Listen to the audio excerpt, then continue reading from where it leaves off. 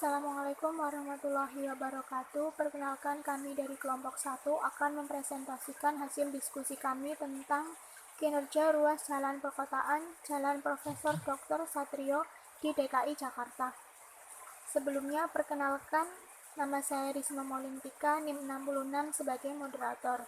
Yang selanjutnya yaitu Bahtiar Anugrah, NIM 58, Wiwit Hadayani, NIM 60, Bagas Radityo, NIM 65, Niko Aditya, NIM 67, Faisal Fajar, NIM 76, Vendra Nur Alamsyah, NIM 77, Asman Ferdi, NIM 78, Edo Mudira Harjo, NIM 1603010086, Davadia, NIM 97. Jalan Profesor Dr. Satrio merupakan jalan arteri sekunder yang menghubungkan kawasan primer dengan kawasan sekunder ke-1, kawasan sekunder ke-1 dengan kawasan sekunder ke-1, atau kawasan sekunder ke-1 dengan kawasan sekunder ke-2. Untuk saat ini, Jalan Profesor Dr. Satrio merupakan jalan utama yang difungsikan sebagai jalur utama pada kawasan segitiga emas Kuningan. Kondisi guna lahan yang terdapat pada ruas jalan studi sudah sesuai dengan Rencana Tata Ruang Wilayah DKI Jakarta tahun 2010, di mana pemanfaatan lahan didominasi oleh bangunan umum dengan aktivitas utama adalah perdagangan dan perkotaan. Berkaitan dengan hal tersebut, urgensi Jalan Profesor Dr. Satrio sebagai jalan perkotaan dengan kapasitasnya sebagai jalan arteri sekunder sangat penting untuk diperhatikan. Assalamualaikum warahmatullahi wabarakatuh. Perkenalkan, nama saya Bahtiar Anugrah Nugroho, NIM 190300158. Saya di sini akan membacakan tentang pelayanan tingkat atau LOS. Tingkat pelayanan atau LOS adalah ukuran kualitatif yang mencerminkan persepsi para pengemudi dan penumpang mengenai karakteristik kondisi operasional dalam arus lalu lintas atau HCM 1994. 6 tingkat pelayanan disimbolkan dengan huruf A hingga F, di mana LOS A menunjukkan kondisi operasi terbaik dan LOS F menunjukkan kondisi terburuk. Berikut saya akan menjelaskan tabel hubungan perkapasitas dengan tingkat pelayanan untuk lalu lintas dalam kota. Tingkat pelayanan jalan A memiliki kecepatan rata-rata lebih dari 50 atau sama dengan 50, V or C kurang dari atau sama dengan 0,40. Arus bebas bergerak atau arus lalu lintas bebas tanpa hambatan, pengemudi bebas memilih kecepatan sesuai batas yang ditentukan.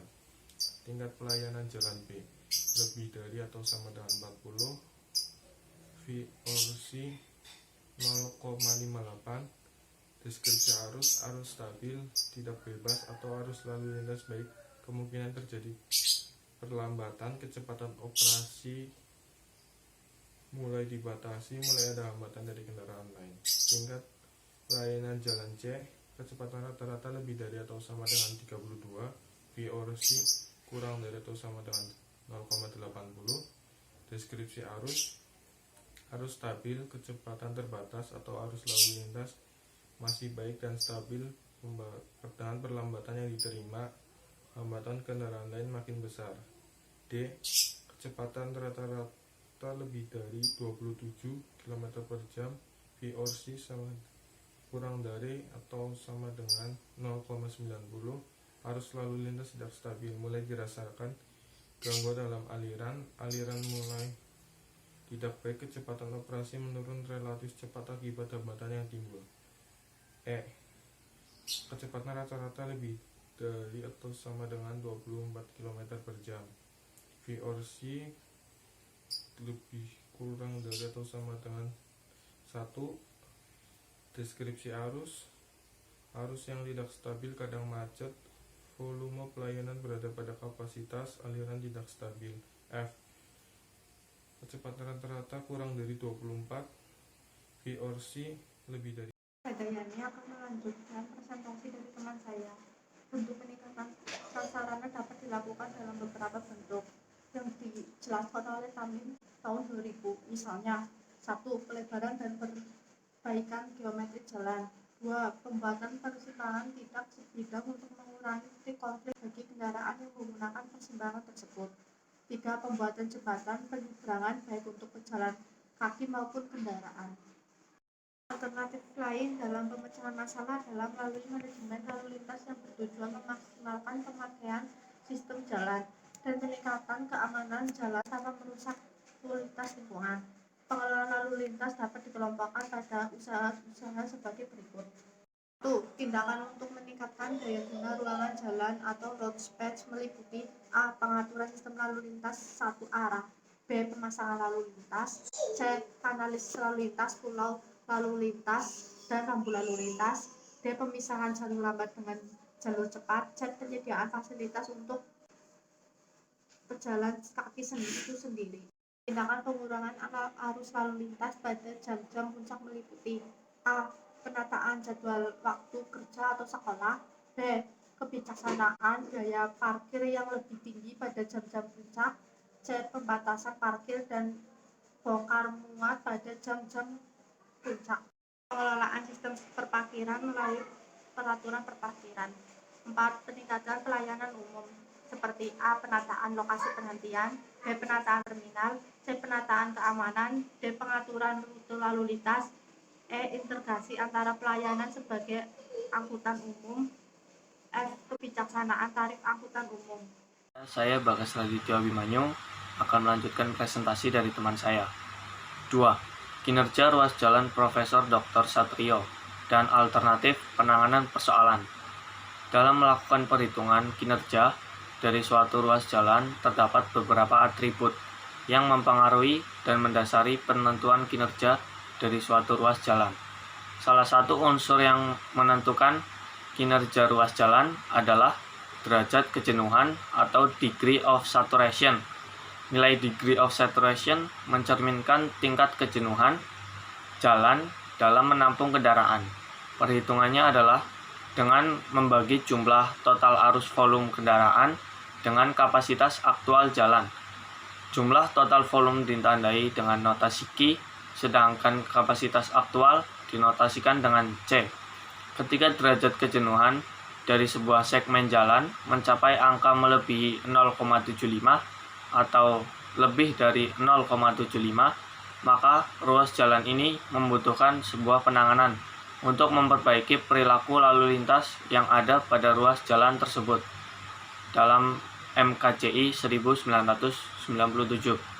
Selain derajat kejenuhan, terdapat atribut lain yang menjadi indikator kinerja ruas jalan, yaitu kecepatan tempuh aktual kendaraan, waktu tempuh kendaraan ringan, dan tingkat pelayanan jalan. Kapasitas ruas jalan Profesor Dr. Satrio dan kecepatan ruas arus bebas. Kapasitas ruas jalan yang didapatkan dari hasil perhitungan kapasitas ruas jalan adalah kapasitas aktual jalan. Kapasitas aktual jalan ditentukan melalui hasil perhitungan menggunakan rumus empiris berdasarkan MKJI. Setelah melakukan perhitungan menggunakan rumus di atas, maka didapat hasil, yaitu kapasitas aktual jalan Profesor Dr. Satrio, seperti pada tabel 2. Data di samping menjelaskan kapasitas jalan sesuai kondisi dalam menampung kendaraan adalah sejumlah kapasitas aktual jalan masing-masing waktu. Kapasitas ini nantinya akan dibandingkan dengan jumlah total arus kendaraan. Bagian pada tabel yang diberi warna kuning adalah waktu yang dipilih akan dilakukan diprediksi untuk tahun 2014 dan 2018. Pertimbangannya adalah masing-masing waktu dipilih karena merupakan waktu dengan total arus dua arah tertinggi untuk hari kerja dan hari libur. Dari hasil perhitungan diketahui bahwa kecepatan arus bebas aktual kendaraan ringan untuk arah barat timur untuk waktu sibuk libur, yaitu hari Sabtu siang, adalah sebesar 64,8 km per jam. Kecepatan ini lebih besar daripada kecepatan arus bebas dasar. Sedangkan kecepatan aktual kendaraan ringan untuk arah timur ke barat sebesar 56,83 km per jam. Hal ini berarti kecepatan arus bebas aktual kendaraan ringan arah timur ke barat lebih rendah daripada kecepatan arus bebas dasar yang ada. Untuk waktu sibuk di hari kerja, yaitu hari Senin sore, diketahui bahwa kecepatan arus bebas aktual dari kendaraan ringan untuk arah timur ke barat juga lebih rendah dibandingkan dengan arus bebas dasar kendaraan ringan, yaitu sebesar 54,95 km per jam. Ya, selanjutnya akan dilanjutkan oleh teman saya. Saya akan melanjutkan materi dari Bagas. Kinerja ruas jalan. Kinerja ruas jalan diindikasikan dengan beberapa unsur penentu, yaitu derajat kejenuhan, kecepatan aktual kendaraan ringan, serta waktu tempuh, serta tingkat pelayanan jalan. Berdasarkan analisis dengan bantuan program kaji, maka didapat data kinerja ruas jalan Profesor Dr. Satrio untuk jumlah volume terbesar pada waktu sibuk hari kerja, yaitu Senin sore, dan waktu sibuk hari libur, yaitu Sabtu siang, dapat dilihat pada tabel 3. Keseluruhan hasil analisis kinerja ruas jalan existing menunjukkan bahwa performa ataupun kinerja ruas jalan Profesor Dr. Satrio berdasarkan pada kondisi kurang stabil atau dapat dikatakan berada dalam kondisi kurang baik. Tingkat pelayanan pada jam puncak dengan total arus 2 arah terbesar, yaitu pada hari Senin sore, berada pada tingkatan D, di mana hal tersebut menunjukkan arus tidak stabil.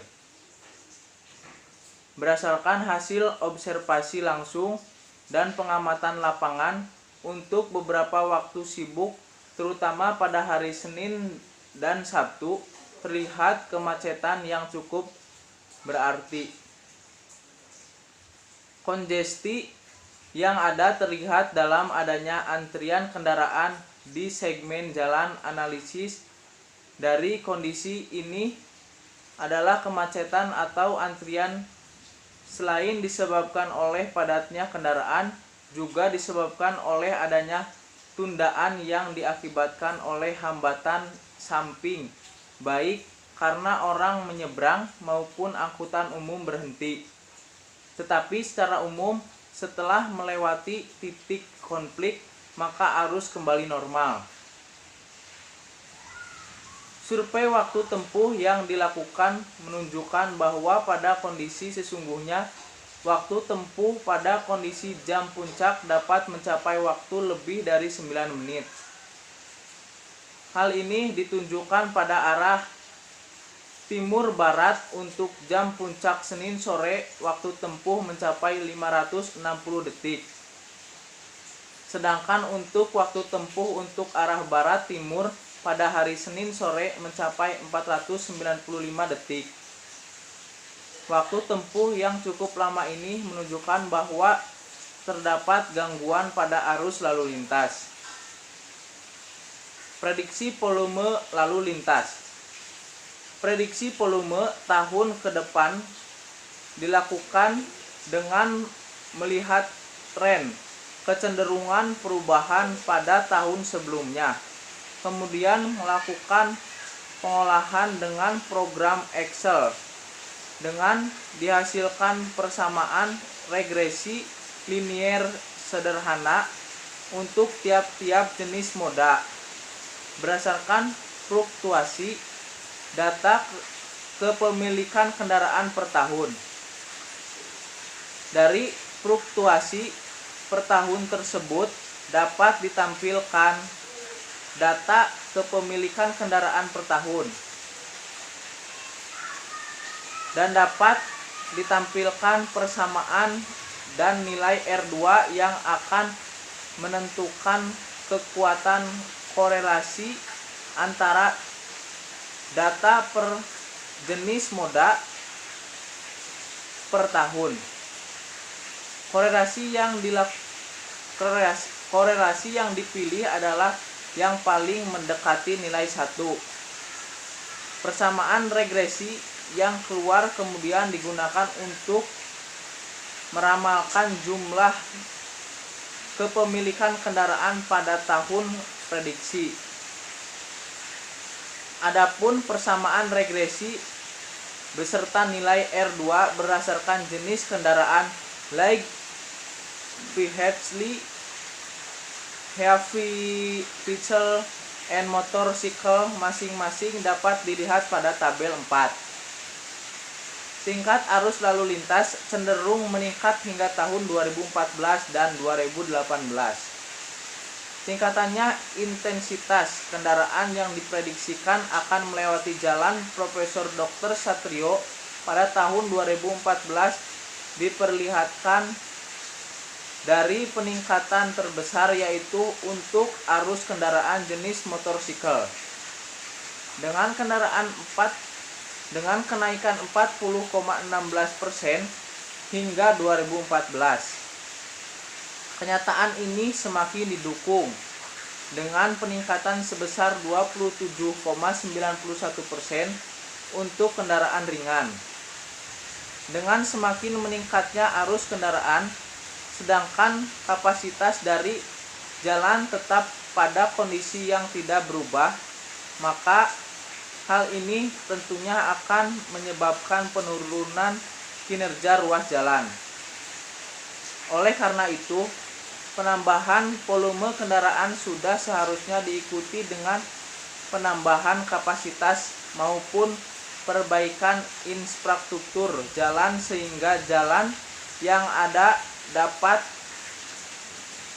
menampung jumlah kendaraan.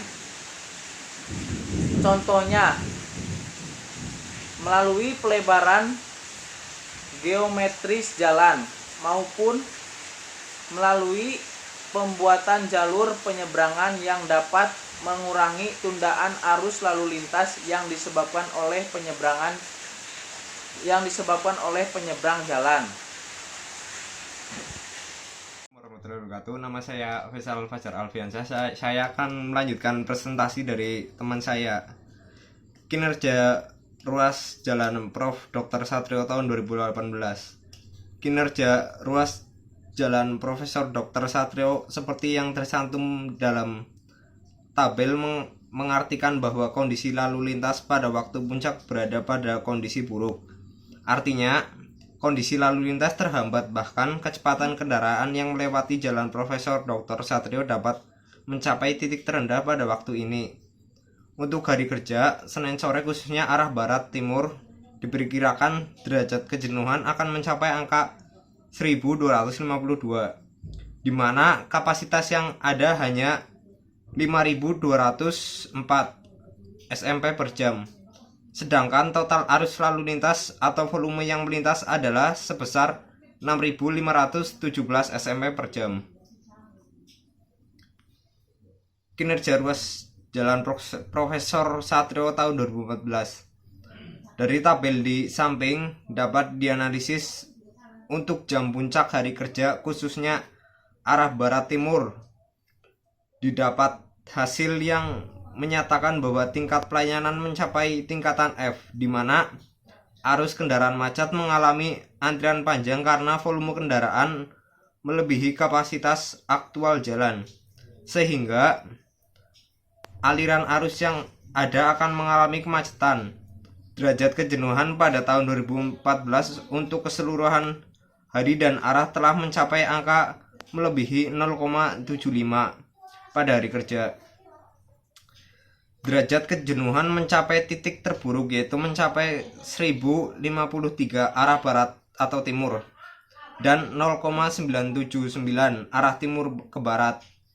Hal ini juga berakibat pada tidak terdefinisinya kecepatan aktual kendaraan dikarenakan arus yang mengalir mengalami kemacetan sehingga kecepatan tidak dapat diperhitungkan.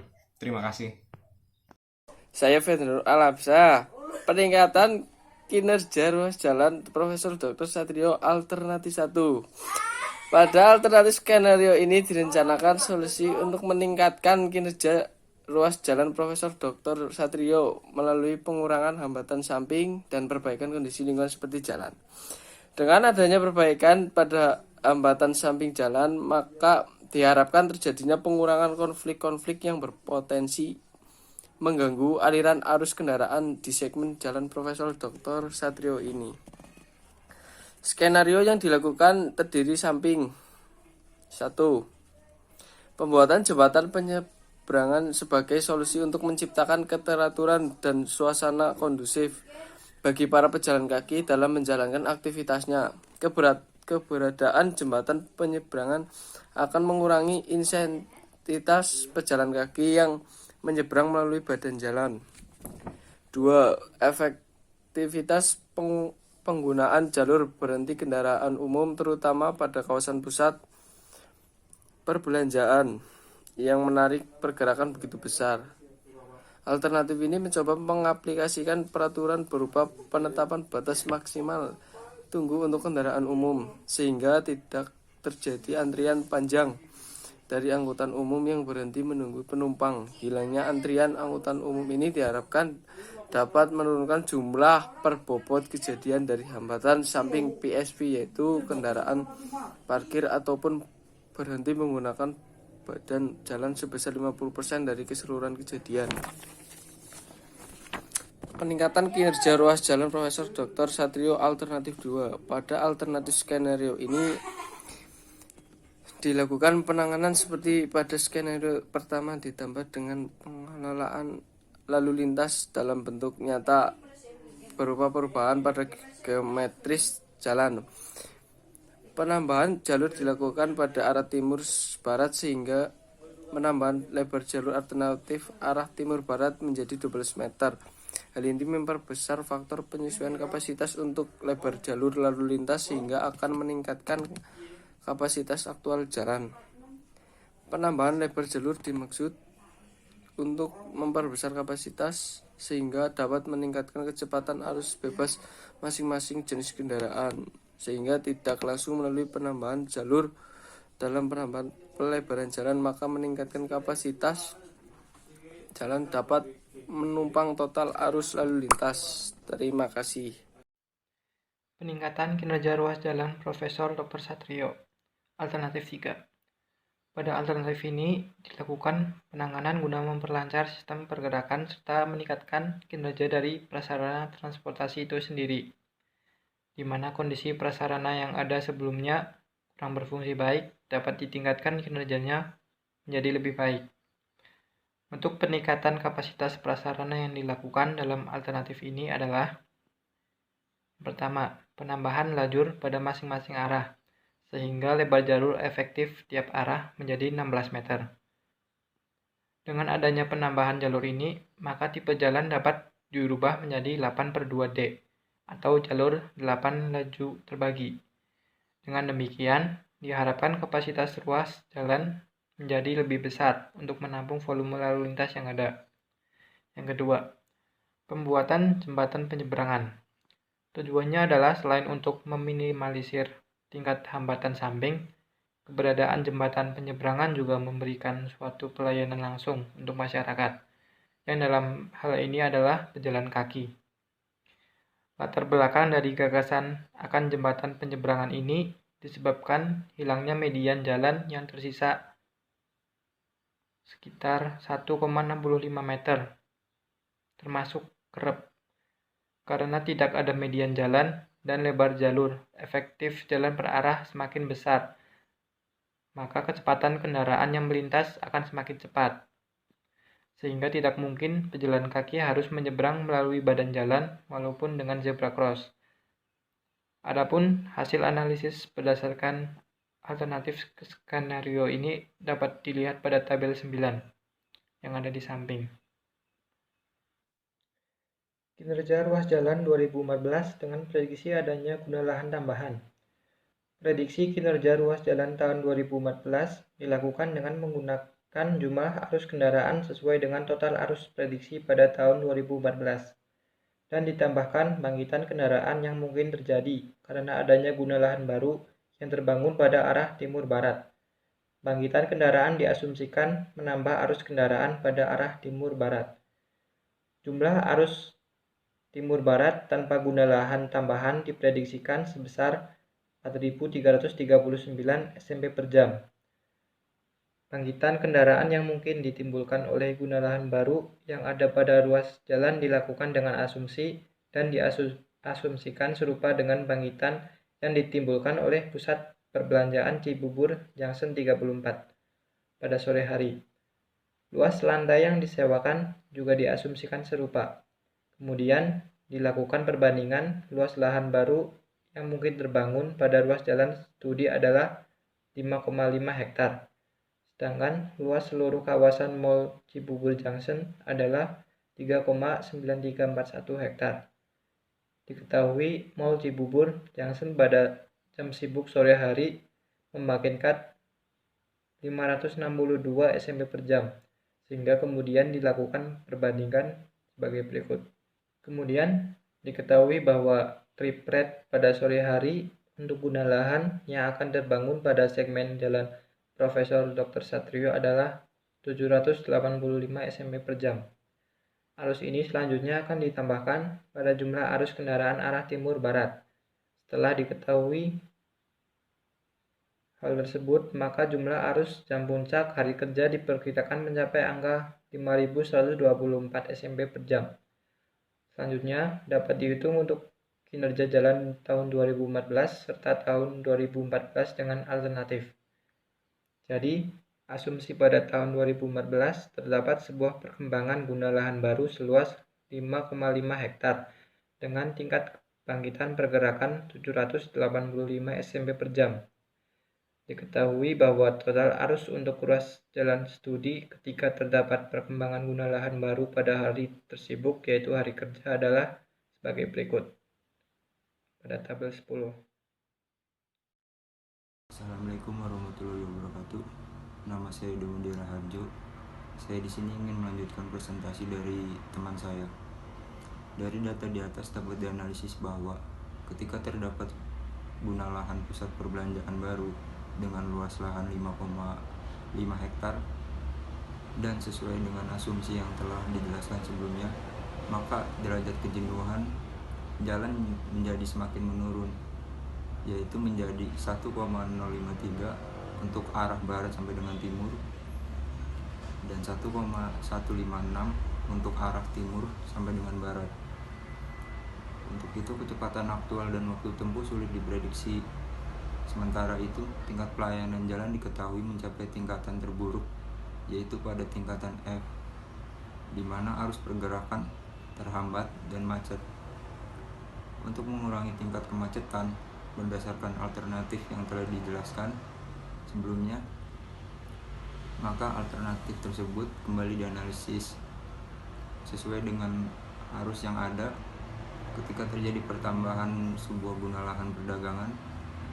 Hasil analisis implementasi alternatif yang ada dapat terlihat pada tabel 12. Diketahui berdasarkan perbandingan dari kinerja ruas jalan, maka alternatif ketiga masih merupakan alternatif yang dapat meningkatkan kinerja ruas jalan terbesar.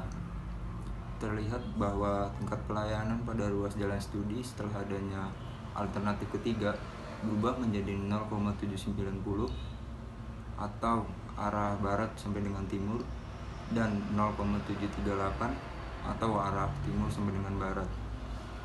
Sedangkan ketika tidak diberi alternatif, kondisi derajat kejenuhan ruas jalan mencapai angka 1,053 atau arah barat sampai dengan timur dan 1,56 arah timur sampai dengan barat. Kecepatan aktual juga dapat terlihat peningkatan bahwa sebelumnya tanpa alternatif 3 tidak dapat didefinisikan. Sedangkan setelah adanya alternatif ketiga, kecepatan aktual ruas jalan menjadi 50,31 atau arah barat sampai dengan timur dan 51,92 atau arah timur sampai dengan barat. Tingkat pelayanan jalan berubah menjadi dari awalnya F untuk kedua arah menjadi C untuk kedua arah. Alternatif 1 dan 2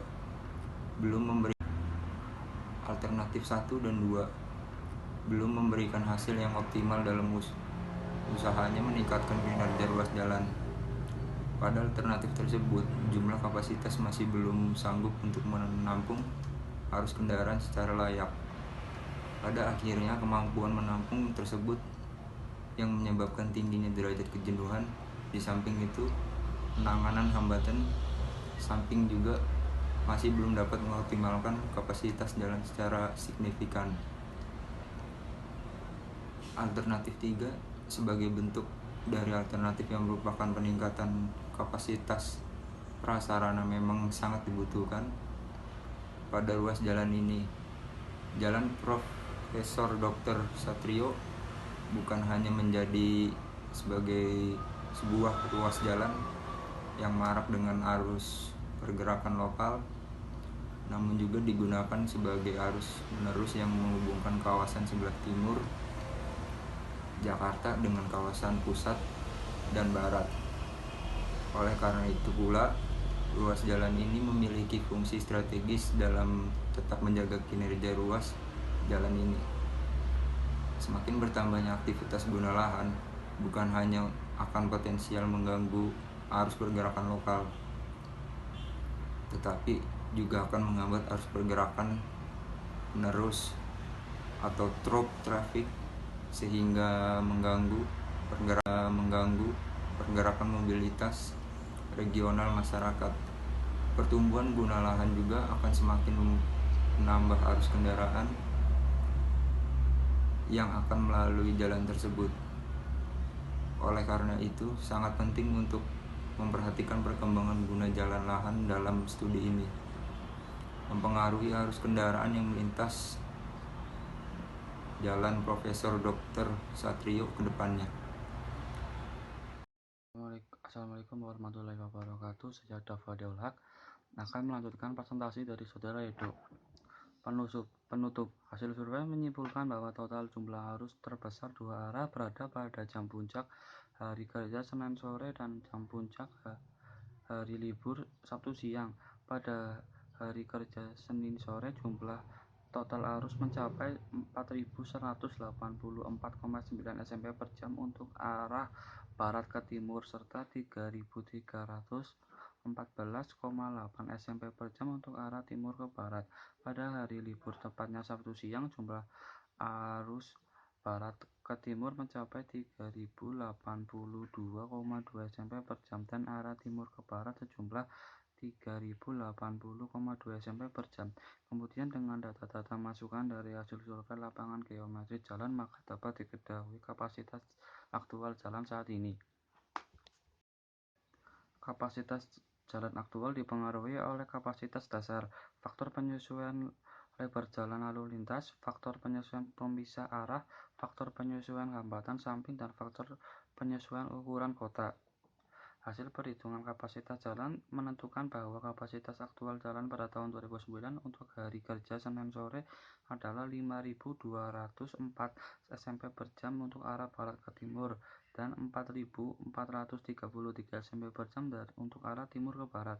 Sedangkan hari libur Sabtu siang, kapasitas aktual jalan untuk barat ke timur sebesar 5.337 SMP per jam dan arah timur ke barat sebesar 4.547 SMP per jam. Dibandingkan dengan antara total arus dengan kapasitas jalan menghasilkan derajat kejenuhan.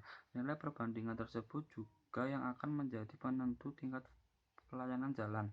Tingkat pelayanan jalan pada jam puncak hari kerja mencapai Lux D dan Lux G. Kecepatan aktual kendaraan ringan yang dihasilkan berada di bawah angka kecepatan arus bebas aktual dan menyebabkan waktu tempuh yang cukup lama.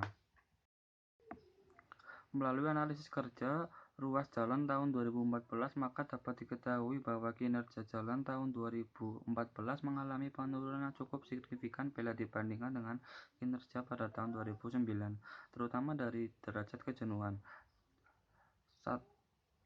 yang melebihi satu angka.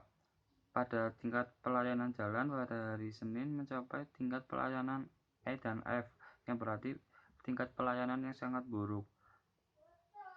Untuk mengatasi buruknya kinerja pada tahun 2014, maka diajukan alternatif yang untuk penanganan meningkatkan kinerja ruas jalan. Ada terdapat 3 alternatif yang cukup diberikan. 3 buah alternatif tersebut kemudian dianalisis dan dipilih alternatif mana yang menghasilkan peningkatan kinerja jalan yang paling signifikan.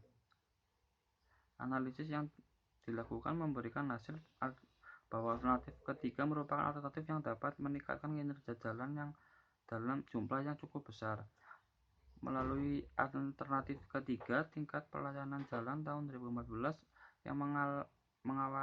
yang awalnya dianalisis memiliki tingkat pelayanan F untuk arah barat ke timur dan arah E untuk arah timur ke barat pada hari Senin sore, serta tingkat pelayanan C untuk arah barat ke timur dan tingkat pelayanan D dari arah timur ke barat untuk hari Sabtu yang mengalami peningkatan. Pada hari Senin sore meningkat menjadi C untuk arah barat ke timur, sedangkan tingkat pelayanan B dan B untuk kedua arah pada hari Sabtu siang. Hal tersebut didukung dengan adanya perubahan angka kecepatan aktual serta waktu tempuh pada tahun 2014 dan penanganan alternatif ketiga. Angka kecepatan aktual kendaraan serta waktu tempuh tahun 2014 pada arah timur ke barat kerja sebelumnya tidak dapat didefinisikan karena arus lalu lintas macet. Setelah adanya penanganan, maka kecepatan aktual dan waktu tempuh pada arah barat ke timur hari kerja menjadi terdefinisikan dan menjadi lebih baik dibandingkan tanpa alternatif dan dibandingkan alternatif lainnya. Sekian, terima kasih. Sekian presentasi dari kelompok kami. Apabila ada kesalahan, itu datangnya dari kami sendiri, dan apabila ada hal yang bermanfaat, itu datangnya dari Allah Subhanahu wa Ta'ala. Terima kasih. Wassalamualaikum warahmatullahi wabarakatuh.